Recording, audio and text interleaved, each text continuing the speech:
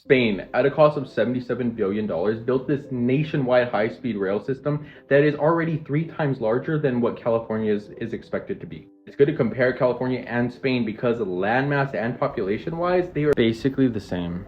One of the main problems with public transportation is that the government dictates where people are allowed to go.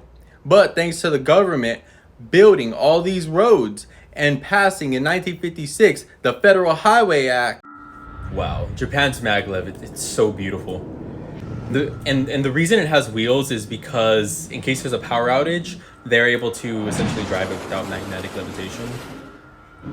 And of course, the trip from Nagoya to Tokyo, 90% of it is going to be in tunnels. That's why there's not like scenic views showing. Wow. 300 miles per hour. You could get across the United States in 8 hours at that speed maximum. It's amazing what just 6 trees can do. It's supposed to be almost 90 degrees today, and these 6 trees cast shadows for well over 100, almost 200 feet, making things more communist. I mean, walking friendly. Also, can we have more crosswalks like this that go diagonal? You know, makes it so much more convenient to walk and get around. The freedom of car-dependent cities. You gotta love it. So much freedom. So much freedom.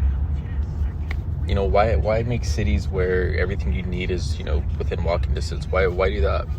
When we could have cities designed like this where people have to spend thousands of dollars a year on something that they seldom use.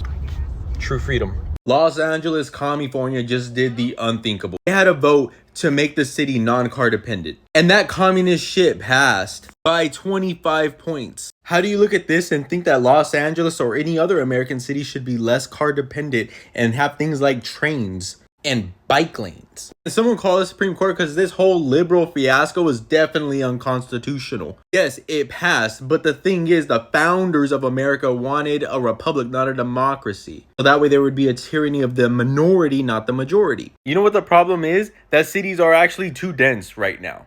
Average American only travels like 5 miles to get to what they need. We need to up that to like 20 or 30 miles, whatever it takes. Make our highways even bigger. Imagine them like this. The founding fathers looking down, they'd be so proud. All that freedom, they'd forgive us for ending slavery. Like, think of the Middle East and what we've done there over the past few decades, you know, destabilizing that entire region and being responsible for the deaths of millions. Think of their loss and realize that they would probably feel even worse if America ended car dependency. Because at least with what they went through, shareholder value increased. You know, it was for something. Whereas if America just ended car dependency, all that would be in vain. All their loss. They would feel even worse. Taking that into account, if you still support 15-minute cities, you're just selfish.